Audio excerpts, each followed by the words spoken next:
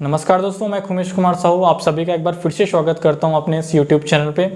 दोस्तों, आज की इस वीडियो में हम बात करने वाले हैं BMS कोर्स डिटेल के बारे में। अगर आप मेडिकल फील्ड में अपना करियर बनाना चाहते हैं और अगर आप ये जानना चाहते हैं कि आप BMS डॉक्टर सर्जरी परफॉर्म कर सकते हैं या मॉडर्न मेडिसिन प्रिस्क्राइब कर सकते हैं, तो इस वीडियो को अंत तक जरूर देखिएगा। तो चलिए दोस्तों, स्टार्ट करते हैं जनरल इंट्रोडक्शन से। जैसा कि आप सभी को पता है, आयुर्वेद चिकित्सा पद्धति भारत की सबसे प्राचीनतम चिकित्सा पद्धति है। इसी प्राचीनतम चिकित्सा पद्धति को सुव्यवस्थित एवं संगठित करने के लिए भारत सरकार द्वारा एक मंत्रालय का गठन किया गया, जिसे हम कहते हैं आयुष मंत्रालय, मिनिस्ट्री ऑफ आयुष।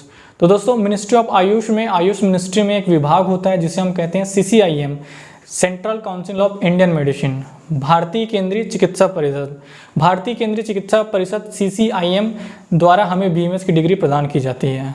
तो इस प्रकार से दोस्तों, आप CCIM से मान्यता प्राप्त भारत के किसी भी कॉलेज से आप अगर BMS की डिग्री अगर आप प्राप्त करते हैं, तो BMS की डिग्री आप प्राप्त करके आप भारत के किसी भी राज्य में अपनी सेवाएं प्रदान कर सकते हैं।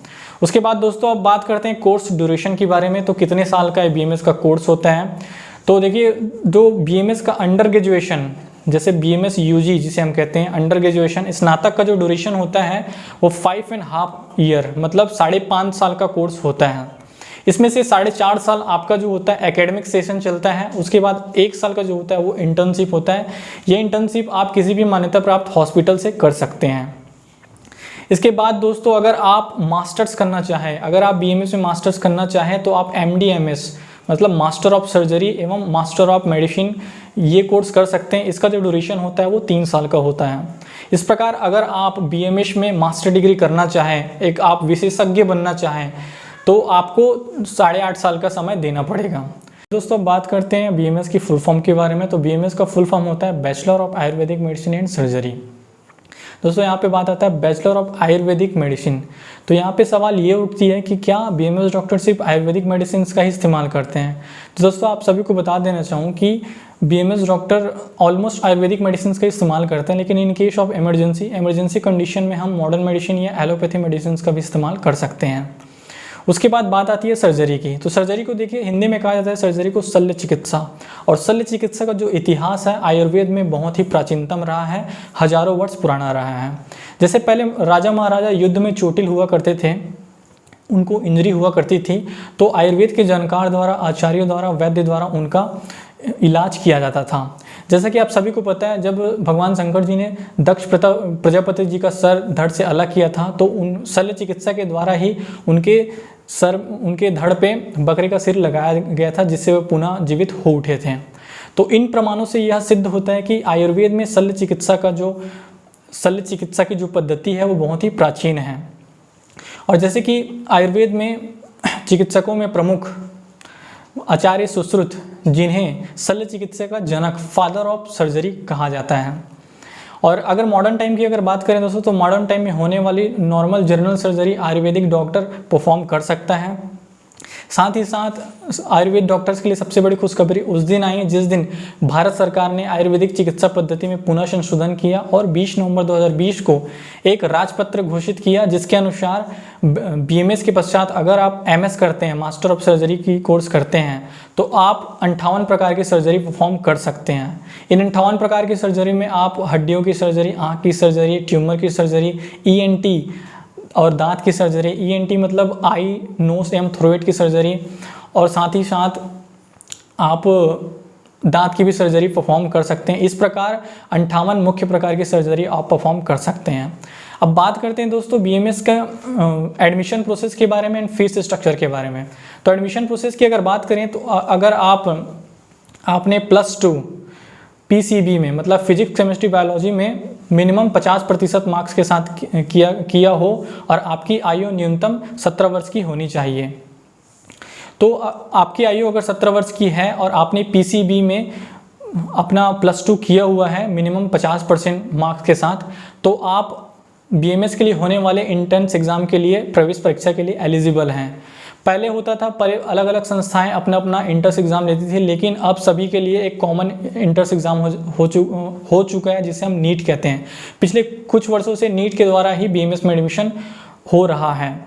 तो अगर आप BMS अगर आप नीट का एग्ज़ाम क्वालिफाई करते हैं तो आपको CCM से मान्यता प्राप्त भारत के किसी भी प्राइवेट एवं गवर्नमेंट कॉलेज में आप एडमिशन ले सकते हैं। अगर हम बात करें फ़ीस की, तो अगर बात करें गवर्नमेंट कॉलेज की, तो 5.5 साल का जो आपका जो कोर्स होता है उस हिसाब से गवर्नमेंट कॉलेज में मिनिमम मैक्सिमम ज़्यादा से ज़्यादा आपको 50,000 का आपको फीस लगता है पर ईयर। तो इस प्रकार अगर देखा जाए तो 2.5 से 3 लाख में आपका 5 साल का डिग्री कंप्लीट हो जाता है। लेकिन यही हम बात करते हैं प्राइवेट कॉलेज की, तो प्राइवेट कॉलेजेस में 2 लाख से लेकर 5 लाख तक का पर ईयर का फीस हो सकता है।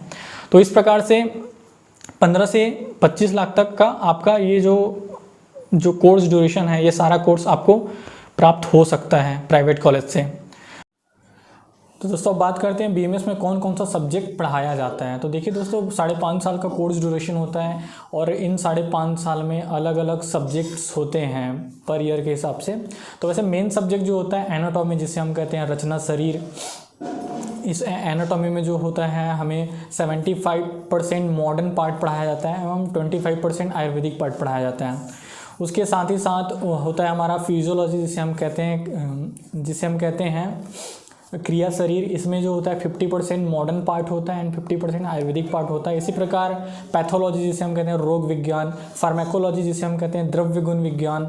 इसके साथ साथ फार्मास्यूटिक्स होती है, जिसे हम जो बोलते हैं रस शास्त्र। इसी प्रकार से गायनिकोलॉजी, एम्ब्रियोलॉजी, अलग अलग सब्जेक्ट होते हैं अलग अलग ईयर में। तो फर्स्ट ईयर में ही होता है आपका एनाटॉमी एंड फिजियोलॉजी। तो ये मुख्य सब्जेक्ट होते हैं और अगर आपको BMS का सिलेबस जानना है तो आप वो इंटरनेट से डाउनलोड कर सकते हैं। दोस्तों बात करते हैं BMS की स्कोप एंड सैलरी के बारे में। तो वैसे तो BMS के बहुत सारे स्कोप हैं। इन बहुत सारे स्कोप में जो कॉमन स्कोप है, जो हर स्टूडेंट करना चाहता है, वो तो है एक प्राइवेट क्लिनिकल प्रैक्टिस या हॉस्पिटल। एक डॉक्टर अपना प्राइवेट क्लिनिक या हॉस्पिटल खोलने की सोचता है BMS कंप्लीट करने के बाद। तो अब यहाँ सैलरी की अगर बात करें तो यहाँ सैलरी आपके परफॉर्मेंस एंड एक्सपीरियंस पे डिपेंड करते हैं। अगर आपको अच्छा खासा एक्सपीरियंस है तो आप लाखों रुपए कमा सकते हैं। और अगर अब बात करें गवर्नमेंट सेक्टर की, तो गवर्नमेंट सेक्टर में आप NHM जो हमारा है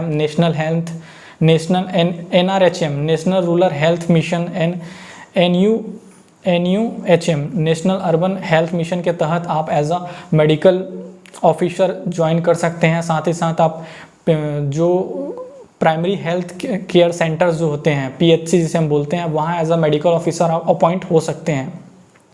तो अगर गवर्नमेंट सेक्टर की अगर बात करें तो यहाँ 40 से लेके 80 हज़ार के बीच में आपकी सैलरी हो सकती है। उसके साथ साथ अगर और फील्ड की स्कोप की बात करें तो आप लेक्चरार बन सकते हैं, साइंटिस्ट बन सकते हैं, थेरेपिस्ट बन सकते हैं, फार्मासिस्ट बन सकते हैं। साथ ही साथ आप डाबर, पतंजलि, वैद्यनाथ जैसी बड़ी बड़ी कंपनियों में आप as a quality control officer के रूप में अपॉइंट हो सकते हैं, ज्वाइन हो सकते हैं via campus selection. Campus placement के द्वारा आप इन कंपनियों में आप ज्वाइन कर सकते हैं।